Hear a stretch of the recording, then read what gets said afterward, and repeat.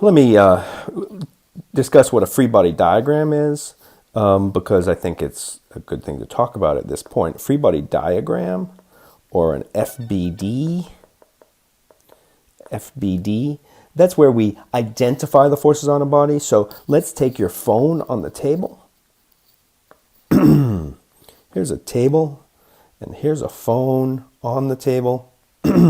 And you say, what are the forces on my phone? Well, I know there must be a force on my phone. At least let's assume it's a frictionless flat table. Well, it doesn't need to be a frictionless table, but let's not worry about friction. And as a matter of fact, I'm going to say this, and I don't know how many times I'll remember to say this, but we are going to assume that things are frictionless unless you're told otherwise. So we'll try to tell you when it's frictionless, but we're going to ignore friction unless you're told otherwise. So let's put a phone on a flat table and ask what are the forces. So in order to figure out the forces, you got to ask what's in contact with it. Well, only the table's in contact with it, and then you got to add gravity. So the table is pushing the phone upwards, it's keeping it from falling down. So that's the table force, or the normal force. You can call it F sub table, but it is what's called a normal force. It's a force due to contact. And so the magnitude of it, we'll call it F sub table or F sub n, doesn't matter which one. And the arrow points in the direction of the force, so that it's a vector. And so we'll draw diagrams like this. In addition, there's a gravitational force on the phone.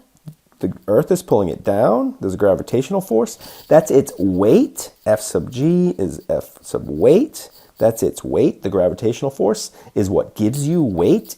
Weight is the fact that the Earth pulls you down, and you've got weight whether you are standing on a scale or whether you are, in free fall. I don't know how to draw that. You've still got weight because you're in the vicinity of the Earth. It's just that when you're in free fall, let's say you jump off the top of your stuntman, you're jumping off the top of a building, ignoring friction, you're in free fall, you've still got a weight. Doesn't mean you don't have a weight. We talked about this earlier in a lecture. And the reason why you're falling is because you have a weight, because Earth's gravitational force is pulling you down. So weight is the Earth's gravitational force. This indicates if you're standing on a scale, you can measure your weight.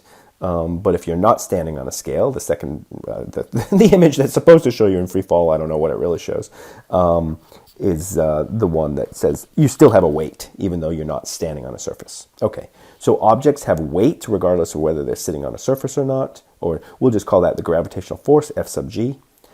And in order to just think about the telephone, because I just wanted to talk about the phone, we draw what's called a free body diagram, which is take the phone out of the picture, pick it up, not pick it up off the table, but just make the table invisible and draw just the forces on the phone. The reason why we do that is in order to, that's a different color, in order to not get confused about the forces on the table, right? So a free body diagram of the phone would be F sub n up and F sub g down.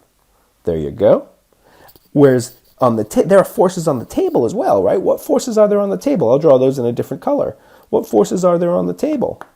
Well, the phone must exert a force downward on the table. I'll just draw it because you can always move your vectors. I'll just draw it over here, right? The phone, you can draw it between the phone and the table. It'd be hard to do, right? The phone exerts a force on the table. That is also a normal force, right? It's the force due to contact between the phone and the table. We haven't defined normal force, but I'm sort of defining it right now. I'm saying it's a force of contact between two things. The phone exerts a force on the table because it's touching it. The gravitational force of the table is being pulled down by gravity. Are there any other forces on the table? Well, let's draw a free body diagram of the table. So let's take the phone away and draw a free body diagram of the table. Here's the table. And actually, the free body diagram, we really don't need to draw the details of the table. We'll just say, okay, here's my table, right? So this was my phone. This is my table. And let's draw the forces on the table. Well, there's a normal force down. And again, it's a vector, so I can draw it so it's pushing or pulling. I can redraw the vector over here. This is the same force, Fn. Let me just make sure we recognize that. This one is the same one there. I just drew it beneath the table instead of above the table because you can move vectors so that tails or heads are wherever you want them to be, as long as they're parallel to themselves. So this is the free body diagram so far of the table, but did we identify all the forces? Well, look at this diagram of the table, the free body diagram of the table, the picture without the phone on it, so it's less complicated, and ask what is the net force. In this case, the net force, you can add vectors. You know how to add vectors. The net force is that Fn plus that Fg. There is a net force in the downward direction. That's the net force currently if we have the correct picture. That means the table must be accelerating downwards. So did I forget a force on the table? Yes, I did. Well, or maybe the table is accelerating downwards. Maybe the table is in a free fall. But I don't think that was our intention, right? When we say there's a table, we usually mean the table is in the lab, or the table is in the kitchen, or whatever, and there was a floor here. So what we're forgetting on the table is that the floor also exerts a force on the table. Let me draw that in the same color, that the floor exerts a force on the table. What kind of force is that? That is a force due to contact. It is also a normal force. So now we've got to differentiate. There's a normal force to the phone and a normal force to the floor. I'm just going to call them 1 and 2 instead of phone and floor, because phone and floor both start with F. That was a joke. Okay, so I can write F1N1 and Fn2. That now, if the table's not moving, what can you say? Now, you see how the free body diagram helps us understand the problem, right? The free body diagram, taking the object away from all other objects and drawing just the forces on that object, right? So now you look at this picture, you say, okay, now I can see how the forces balance and the table's not accelerating. So now there's an additional force upwards. Not only that, but you know that, what can you tell me about the relationship between Fn2, Fn1, and Fg if the table's not moving? Well, the net force must be 0 if the table's not moving at all, if its acceleration is 0. And so that means Fn2 must balance Fg and Fn1, right? The forces must balance. Okay, what else can I say? Free body diagrams are extremely important things for you to understand. Okay, just making sure you realize that this isn't just an aside. We need to be able to draw free body diagrams. We need to be able to take the object out of the picture and identify the forces just on the object. So, for example, a common error might be to take the phone out of the picture and to draw both the normal force on the phone and the normal force exerted by the phone, right? So this is the normal force on the phone from the table. And then the normal force by the phone, which we called Fn1, on the table. So it's typical, like a typical error would be to do that.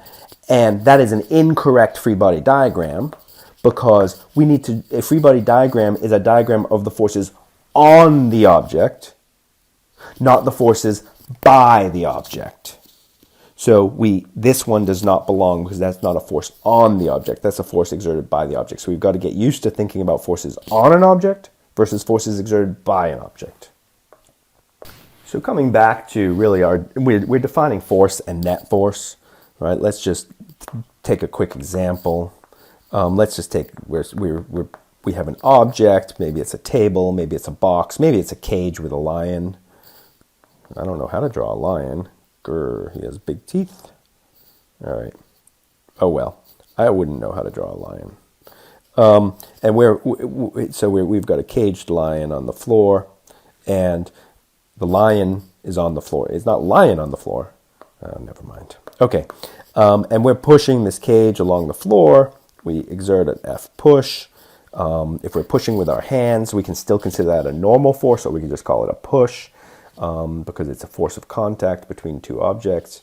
And if there are no other forces on the object, what's going to happen, right? If there are no other forces, the resulting motion will be the object will accelerate in that direction, right? F push results in acceleration. If there's friction, and we said we'll ignore friction unless we say otherwise, but if there's a frictional force, the frictional force is going to oppose that motion, F friction. And it may be that the frictional force balances the motion. You've tried to push something before and it doesn't move, right? Then maybe A equals 0. If A equals 0, that means that the frictional force must equal the pushing force. It must be equal and opposite to the pushing force, right? It stops the pushing force from moving the body if A equals 0. Therefore, we know the magnitude of the pushing force is equal to the magnitude of the frictional force. And that's a common situation where you're trying to push something, it never moves, and they're in opposite directions, right? So that tells me if I write a vector equation, I can put a negative sign. And adding some information here, this is not a third law pair. We defined the third law as a particular pair. This is not due to third law, a third law pair. But I haven't really talked about that. I'll come back to that. But I do point out this is not a third law pair. They're not equal and opposite because of Newton's third law. They're equal and opposite for other reasons. We'll come back to that. But anyway, this is just an example of Newton's first law, that if there's a net force on an object, it'll move. That's the red. Or, if there's a net force, that's just if it was just the red situation. But if the net force is 0, that's including the blue, then it's not going to move. Okay, that's Newton's first law. A couple other comments about net force. If you have a net force, if the sum of all the forces, right, the sum, that's the sum sign. I know I used it before, but the sum of all the individual forces, right, the net force. If the net force is equal to 0, does that mean a body is not moving? We've talked about this before. No, it doesn't. It means the acceleration is 0. That means that it's got a constant velocity, right? So therefore, that was meant to be a therefore. Therefore, the velocity is constant. So a body can be moving and have a net force of 0. Think of an example of that, right, is, I don't know, rolling, throwing an air hockey puck on an air hockey table, right? So we essentially frictionless, an air hockey puck, you get it going, it's going to keep going. It's going to keep going. It's going to keep going until a force is exerted on it, right? Until it hits a wall, until it gets a normal force on it. So the velocity is constant. There is no net force on that air hockey puck as it goes across the table, if we can assume friction is 0, until it hits a wall, right? Velocity is constant. So you can have a net force equals 0 and have a constant velocity. The situation where the net force is equal to 0 is called equilibrium. Equilibrium is means that the net force equals 0. A body is in equilibrium. So a body being in equilibrium doesn't mean it's not moving. It means that it's not accelerating. That brings us back to first law, which we'll get to later.